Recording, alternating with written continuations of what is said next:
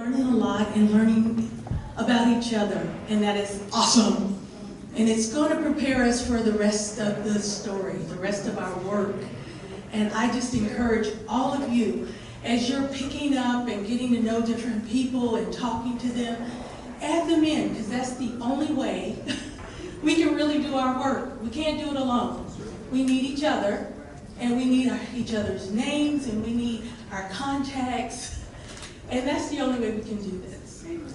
So I'm just honored that Denny would ask me, another social worker, to come on board and talk about something. There's a lot. I'm gonna tell you, social workers have a lot to talk about. We talk about stuff. So she asked me to talk about systems. And I want you to know we're all in systems. Systems is a funny thing. You know, there's a system to get your driver's license, system to get your passport, system to do anything in our world, no matter where we live. But systems have, how do you put it? They have missions and goals, and sometimes they get off balance. And they forget they're there to help people. They're not there to survive by themselves. They need people. You can go to the next one. And yeah. So one of the things about working in systems is when you approach a system, I may never use anything on there, but it's in there. So when you are working with systems, you have to know who you are when you're coming in there. So they may tell you what they can do, but you have a God who can do all things. That's right. And you have an idea where you want to go. Yes, that's right. And so sometimes you're going to have to be listening to a different direction. And within systems, there's always exceptions. Yeah. And you never take for face value whatever they're saying. Yeah. I'm just saying to you, they will tell you it takes 6 weeks, you'll get it in 2. They'll say whatever they say. I encourage people to work at a job that they are at. When I'm talking to them sometimes, like, this is your job, right? So how are you going to help? So it gets a little complicated sometimes when you know what they're supposed to be doing and they're not doing it. And it's okay. It's okay to call people on their stuff and to encourage them, because then they're encouraged to do their job well. Not just for you, but the people behind you. So know who you are when you walk into those spots. And I think sometimes we get overwhelmed with the issue that we are dealing with. Well, I have no answers. The only thing I have is my hands, my mouth, my legs. I can go, and then I can petition, advocate, I can encourage. That's all I got. And I encourage you that that's all you got. I mean, we may have our intelligence and all of that. That helps. But really, when it's all said and done, you bring what you got. And if it's your smile, if it's your encouragement, if it's that attitude of, I need more, give me more, you need to bring that to the table when you're dealing with systems. The reason why I say that is because people do everything they do kind of like a status quo. Right. And if they're not challenged to get out of the hum-bum, they won't get out of it. If they're not challenged to look a little further, they won't look. So it takes a person like you, who care about the people you serve, to go in there and shake it up a little bit. I'm always encouraged. There are certain stories, because I'm a children's minister, I keep in my head, like when Isaiah said, I'm the only one left. Come on. And he got straightened out with that. He's not the only one. So when you're dealing with systems too, you know you're not the only one. Right. You expect other people like you to show up, or for God to turn their heads. Whichever one works, it doesn't matter. Either they will hook in with you one way or the other, because you're there for a purpose. And when we're working in systems, it is so big sometimes. So you have to take a breath and figure out how to work within that. When I talk about this, I can talk about DHS, I can talk about housing, I can talk about mental health, I can talk about medical, I can talk about so many systems, but it's all the same. Is that you got people working in those, and they get into a train of what they normally do. And it's easy, it makes their life simple, and then people like you show up and challenge them. And then maybe, if they listen and do, they step up a little higher and do their jobs a lot better. So don't think what you're doing when you challenge systems isn't supposed to happen. That's really systems theory. Systems have to be shaken in order to work better. And if they're not shaken, they will continually run a certain way and then just dissipate. So always think of yourself as a change maker. Next. So, when I was trying to put this together, I was trying to think, how has systems affected me? When I was a kid, I grew up in Florida, and we had a huge race riot. I was probably 16. My entire community went upside down. Things were burnt. It was horrible. Just horrible situation in my environment. And so, I remember military tanks lining up in front of my house. My house was, I lived in front of a state road that led to the airport. So powers that be decided they're going to cut off people from going places, and I lived in front of a major highway. And it was so terrifying to have military in the United States. Your military with tanks in front of your house telling you what you could and could not do. The boldness of my mother and her friends and the neighborhood moms got together, made cookies and lemonade. They went to those tanks and the people in the tanks and introduced themselves and said hi and did all of that. And their goal was, they're not going to shoot us or our kids. We're going to make them think differently. You know, and it all went well, but that was so shocking. And then, you know, that boldness, again, you work within those systems. And so I always thought about things differently. That one act kind of comes to me every once in a while, that just because something's there doesn't mean anything. It's how you approach it.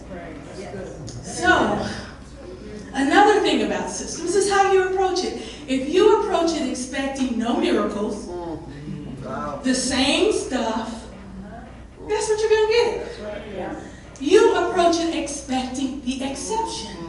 Here we are, and this is what we're expecting, but we don't do that. Well, is there an exception to that? How do you, when I worked at DHS, I was a supervisor there for 9 years, and my job was really, it's a hard job, but the difficulty of my job, I was always writing exceptions. It took me forever after my hard days of work. I would go and I would sit there and I'm like, so how do I get this? And here I go writing in this one and that one and that one. I remember when somebody said, if I only met you, all I ever see is emails from you about exceptions. I always want exceptions. Well, we gotta help people. And sometimes when you get in those systems and you're working in those systems, you start realizing that people didn't come there to be mean or do things that are not right. But again, it's the cogging of a system, but you have to have your own. You have to bring the light, and you have to deal with the opposition, but not take it personal when you're working within those systems. Because if you're thinking differently, you're making somebody else work harder. Because you're giving them something else to do. You're telling them they have to do, well, I got this permission to do this, but why? We don't do it that way. And then you have to push through that, because again, you can give in to that too, because you're tired. You're exhausted. Remember, the people too that work in systems normally are exhausted and they're tired because of the weight of what they have to do. So when you come with an out-of-box idea, sometimes it makes their life easier. think about that too. Hey, I can make your life easier. If you let me do this with this client, then, oh, okay, then all of a sudden, you now have an ally. And then you call up your ally and say, hey, I got another situation. And then that ally calls somebody else and asks them to help you, and then you got two. Then you continue, and then people know your name, and they say, oh, when they call, but they're easy. Even though they make, yeah, but they're okay. Because you know what? You make them feel good about their job. You make them feel good about what they do. And that's not only you're helping who your client is or whoever you're advocating for, but you're also helping that person really find a purpose about what they do. And that's why it's so hard for people to stay in systems too. They lose their purpose. They start off thinking, I'm going to do this major stuff, and they get in there and then people tell them, yeah, but, and these are the rules and this is the box you live in. And some folks, I just don't, when I started working at DHS or when I was working for Tulsa Housing, I didn't know there was a box. I don't think box-wise. I've had to fight most of my life. I'm just kidding. But you know, within the stereotypes and things. So when you're used to it just not fitting, well, that doesn't feel good. I don't like that, and you just keep doing what you do. You do it as well as you can. Then you start understanding that systems like you in boxes because there's more control. And then they can get a result they're wanting continuously. But that result may not be the result that's best for the client or the community they serve. So you push against systems. So why are you there? To help, inspire, to heal, to give hope, show empathy and compassion. And that's why we show up. That's why we decide to go and help. I mean, I can sleep. I don't have to get up early in the morning and help somebody who needs help. I can sleep in. But I choose to do that because it's inside of me. And I can't see my brother, sister, my neighbor, these people that are out there just living the struggle if I have something to give. So that's why you do it. It's not because it's easy, not because it's fun, because you don't have nothing else to do. I'm just saying. So sometimes you have to really ground yourself in the why you do what you do. And it will inspire you to think differently and outside the box. Next. So, as we continue to work with these different systems, I also encourage you that you have to find the truth of how you communicate to people. Many of the people I help really don't know how to communicate. They communicate within their socio systems, their socio-economic systems. I know in America we don't have, what do they call that one? Hierarchies and all of the caste system. Yeah, we do. We have socio-economic system, and we act like we don't. And that's part of the problem a lot of times. When people grow up in certain socio-economic places, they communicate a certain way. And if they don't learn how to communicate somewhere in the middle, they get lost. Then folks get angry when folks can't communicate effectively to them. And then they lose, when you're in a crisis, when something bad has happened, you really revert back. If you thought you didn't have many words, you surely lost a few. And that's just human. That's just part of being human.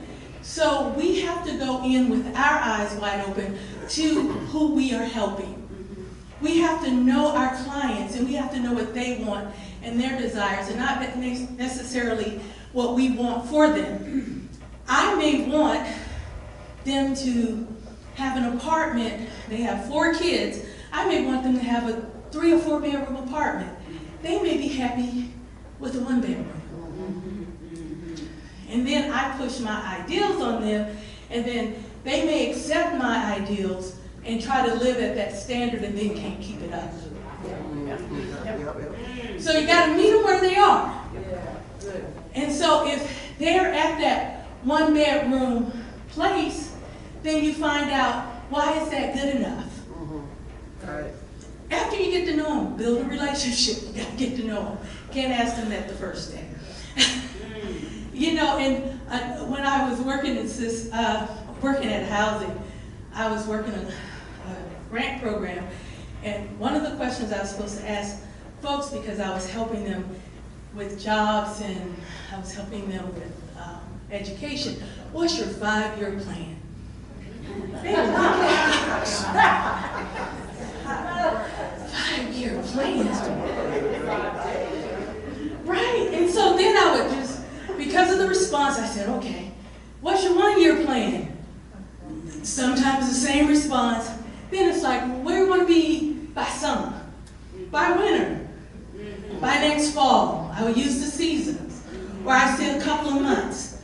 And then I remembered, growing up in that big city I grew up in, I used to have people I went to school with that never thought they would live that long. Wow. And we would be in school and talking about things, 16, 17, and they're like, why?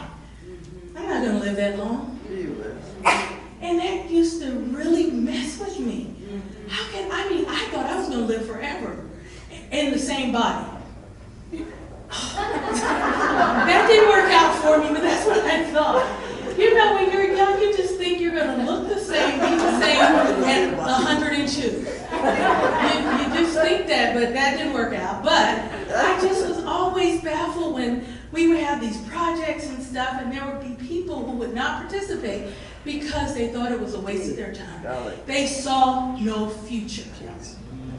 And that came back to me when I was working in housing, that I had to help folks with that thought, with that processing.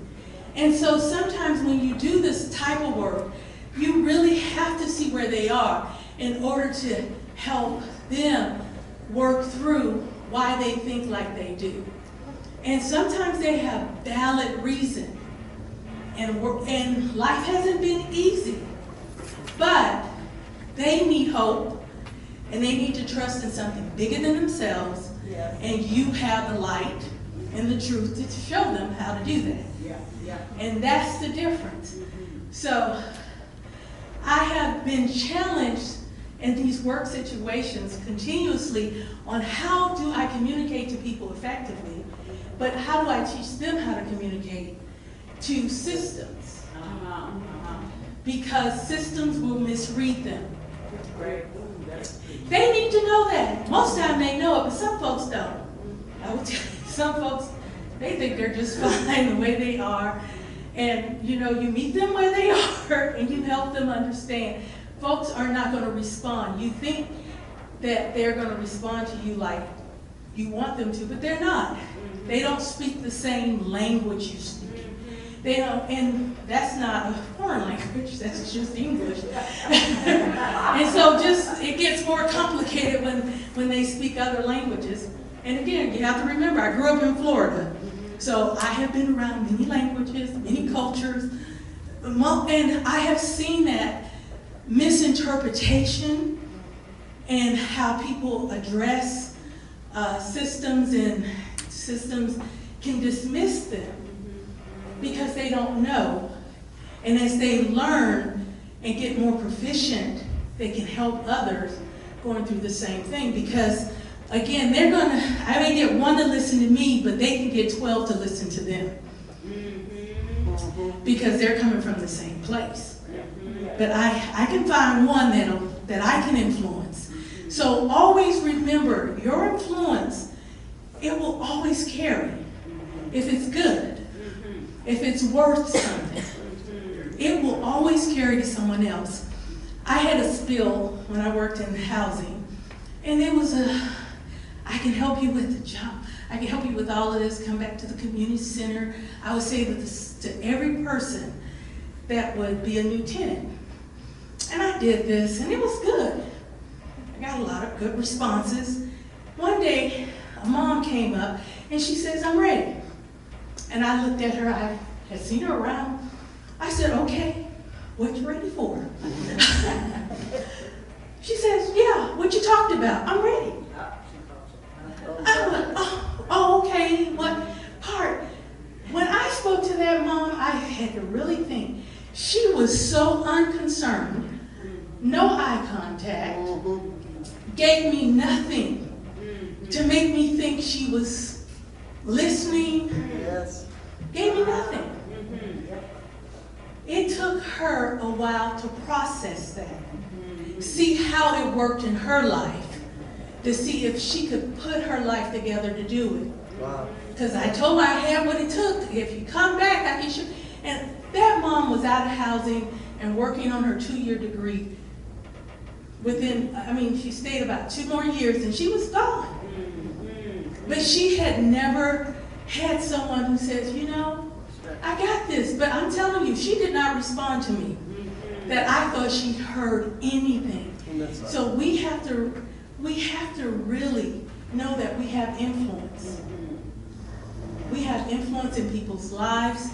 You never know where a person is, and just because of their body language and all of this that we're taught to look at, hey, I'm a social worker, I read your body language, I do all of that.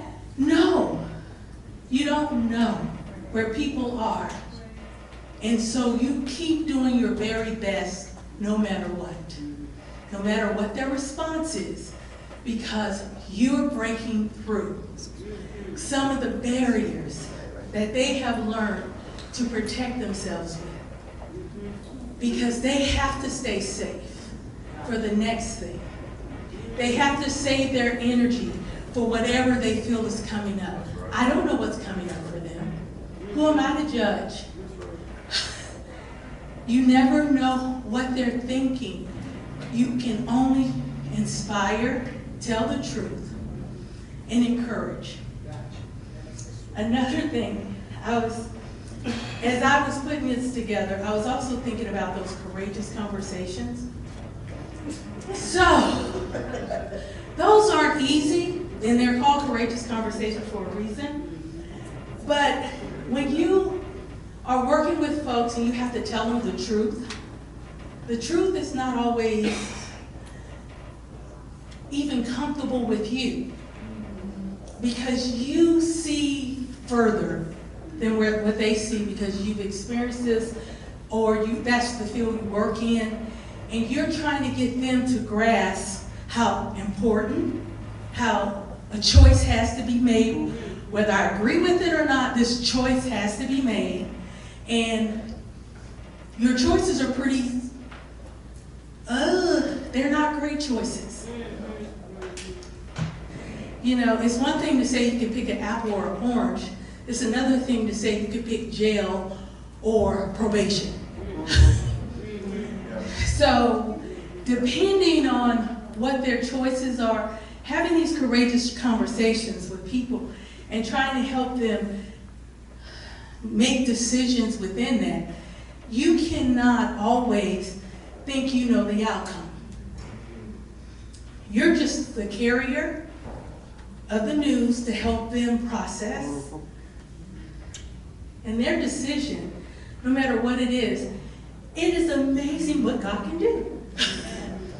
Because a turn of their heart, a turn of the way they do a thing, can open up doors you never thought would open, can do miraculous things. So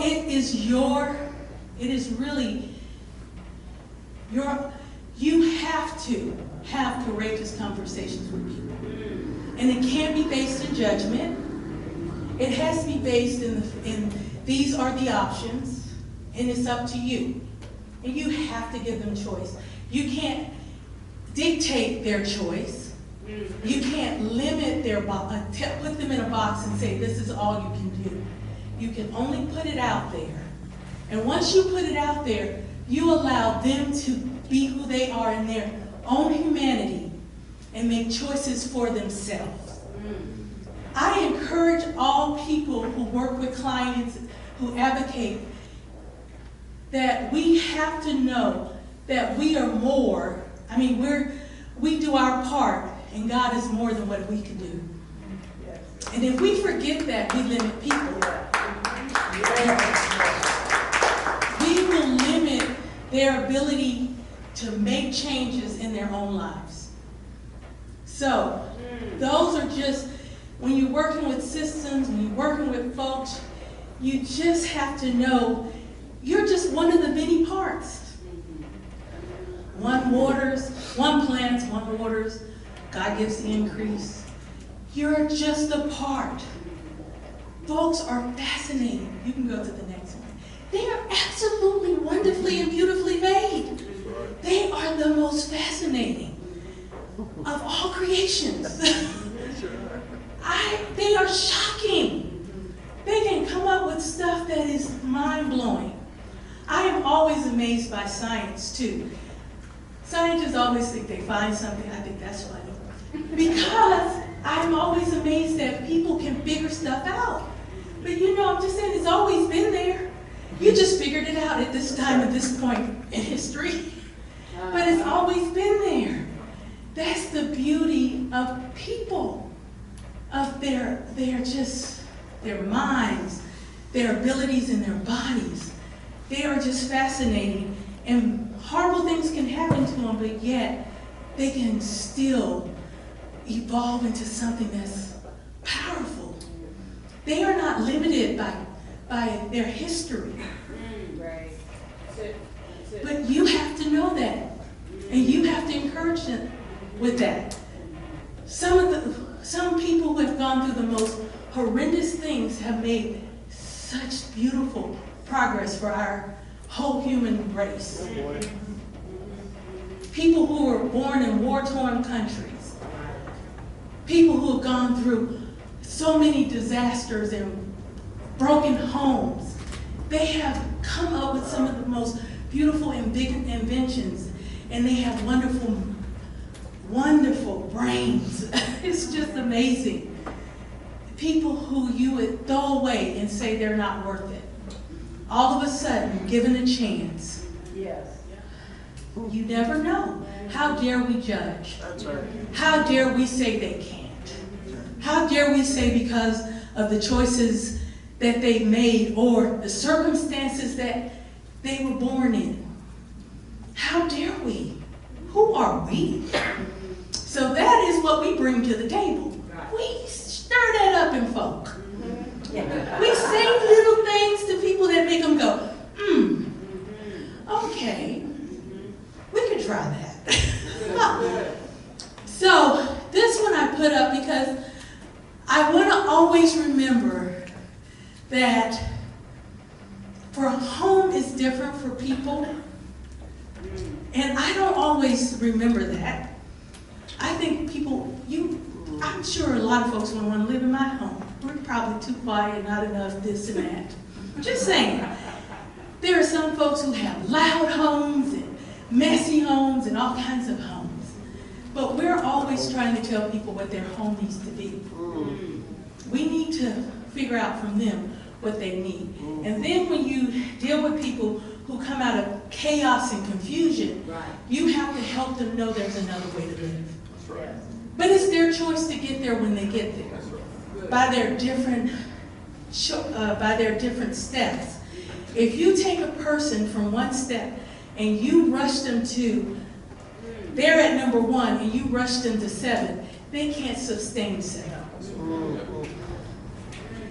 You have to remember that when you're dealing with people. They have to have the stamina to keep it up. They have to. If you push them before their time, they're going to mess up. So you have to keep a check-in. One of the things I like to do is check in with my folk and just see how they're doing, and they can normally call me. Part of a thing I do is that when I'm finished working with someone, I'm like, you got my number, call me when you need me. I may not hear from them for a year, but when I hear from them, I get a progress and they normally need something, which is all good. And it's a wonderful thing, but you always make yourself available. You can't be in all for anybody you help, because your life is your life, and you don't know, you can't control that. You don't know if you're going to be in Tulsa in a year. You know, there may be other things that happen in 2 years. But you always teach your people that you're helping, especially when they're dealing within the different things that they're dealing with, how to get help and how to spot people who are good for them. And that's what you do in your life, being in front of them. By you being true and firm in your stance, in your boundaries, in the way that you treat them with dignity and respect, you're teaching them how to find people like you out there. Yeah, that's good. But if you waver, they're going to find some flaky people, and they're going to be blaming you. She didn't help. I'm kidding. Next. But that is the truth. You have to be strong in your boundaries when you're helping people. And you have to know where your line is. And then they will learn how to set lines for themselves. And they'll learn how to find people who are really out there to help them. So, we deal with fear all the time. And I try never to underestimate the shame and guilt that people have. Because it is something that stops them, and it freezes them, and sometimes they won't share it. And sometimes they have to grow in other areas in order to have the boldness to share the hidden stuff. Sometimes you may never hear the hidden stuff, but you know it happened. You're smart enough, you pick it up, and they are never open enough in your time with them to share with them. So you have to help them understand that even though they're not willing to share that, hey, we can work on this and that. And as they're gaining strength and motivation, and as they're learning truth and applying the things that you're teaching them, they'll get there. But be aware that that is a hindrance. And sometimes you do have to have a courageous conversation about some things, but that person has to have the ability to say, I'm not willing to, but I understand you. You cannot bully people into sharing. And if you have picked it up and they're not ready, you have to respect that. But I will tell you, folks are amazing, and they do come out of it, but guilt, shame, and fear paralyze them. And they just don't want you to see. I remember someone saying to me, I think you know, but I just don't want you to see me like that. So I said, I need to work on me, because apparently I got some stuff that I'm showing them that makes them not be that tender to me.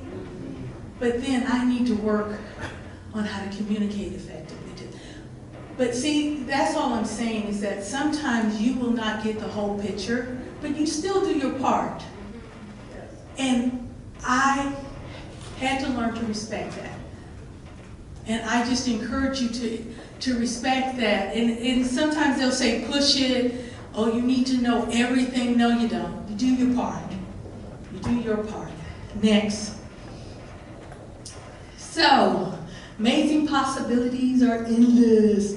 I think I've covered most of those, but I just like people. That's why I do my work. And I love the work that we do when we allow love to go in front of us, when we allow kindness, when we allow thinking outside of the box to be a way to live when you're working with folks, because you don't know stuff. I'm not that smart. I'm pretty smart, but I'm not that smart. I don't know everything there is to know about every culture, every individual in that culture, every sub-economic group. I don't know stuff, but boy am I kind. And that's how I overcome that. Next, because kindness is a spiritual trait, and it comes from God. He is kind. The kindness of God. The name is in the scripture, kind. What is kind? It's sure nice, because when I'm nice, it's because I'm getting something out of it too. You know, I feel good when you say it back to me. Kind is when you do it and you get nothing, and you're still okay. That is a muscle, and it comes in different situations. Just something recently, I just tell by myself. Anyway, I was at McDonald's getting me a cup of coffee. Lady said, oh, move up. I'm making a fresh pot. 15 minutes later, I walk in the store and say, did you forget me? I've been sitting out there for 15 minutes. I'm like, did you forget me? Oh. And she started making some excuse for her manager, and I'm like, but you forgot me. And he gave me my coffee, and I'm like, I could have been kinder. Because it didn't really interfere with my life, but I was a lot kinder than I would have been 2 years ago. But even there, I checked myself because I didn't do anything bad, or I wasn't rude, or anything like that, but the poor lady was flustered. I could have smiled a little more and said, oh, it's okay. That never came out of my mouth. I was still I needed my coffee. And I had been waiting 15 minutes, whatever, so here we go. So I'm working on me again, but it's a muscle. And it's one of those things that we have to put in front of us, because people have bad days. And when we add on to their bad days, have we helped anything? And when I worked at DHS, that was one of my big things I would hold in front of my head, is that the worst thing that could ever happen to this person has happened. I cannot imagine anything worse than losing my kids. I couldn't. I would go in a meeting with some parents and say that, look, I know this was the worst day. I can't imagine. I can't imagine having an empty home. And I've given everything to keep this together, with every Band-Aid and every resource I could think of, and it still happened. And I would approach it like that many times, because I needed people to understand there was no judgment. And sometimes your kindness will alleviate the judgment, whether it's in your head or not. And sometimes we judge and not remember, we just live it. And we don't even realize it until there's a comment later, or you're working with somebody. I learned so much from the people that I help. I learned so much from them, because I think I got stuff handled. And they'll say, yeah, that was okay, and I enjoyed it, but then it's like, oh man, I thought I got over that already. So always be open to the fact that you have to be in order to do a good job at this work, when you're working with people, you have to be in the space where you are learning from them. If you have clients you can't learn from, you need to check yourself. On one of the slides I talked about that. You need to know your issues, your biases, the way you see a thing. You need to know that and be truthful about it. I don't like folks who wear black tennis shoes. And you had on black tennis shoes, so when I saw you, I said to myself, oh, I already don't like them. I'm just saying, be honest about it. And then that person will say whatever they have to say, if that's something you need to say out loud, or you deal with it internally. When folks show up and you just don't like them, and you're like, I gotta check myself. I don't know where that's coming from. And normally it's coming from a place of hurt or fear or something, and you check yourself when you're dealing with your clients, because they don't need your baggage. Amen. True. That's true. And I'm just saying that's not easy. Working with people is the hardest job and the best job at the same time. And you have to learn how to do that where you're not destroying yourself either. Because nobody needs you out there causing damage because you haven't dealt with your stuff. Wow. So those are things that are continuous. How do you deal with your stuff? Through your prayer, through your relationship with Christ, however you deal with it. But you deal with it because they don't deserve your stuff. Their stuff is bad enough. Amen. And sometimes I have to say that to myself, that I'm having a rough day, so I better give myself 10 minutes. Give yourself a break. Don't go into a client knowing that it's been a rough day. You're going to be just like the system. Wow. And you go say, oh, am I like the system? I'm telling you, I worked in some rough places. And I had those types of things that would have to come in my face for me to check myself so I could be efficient and better at what I did. So as we're talking about kindness and we're talking about that spiritual muscle, remember, muscles, you got to exercise them. I exercise my muscles by working with kids. I'm the children's minister here at International Gospel Center. I'm telling you, kids help you. They will tell you some stuff, and you will say, ooh, okay, I'll be kind. And they will do stuff in front of you, and you will either go want to, or you'll, okay, let me see what God has about that, and how to handle that. That's the beauty. You find out what it is that helps you with that. Whether it's whatever it is, you find it because you have to have that balance. And if you're balanced in what you do, your clients will learn from you. And you'll help your clients. So it has been a pleasure. I'm so glad Denny allowed me to talk with you today about systems. Did you get anything? Oh, yeah. Okay.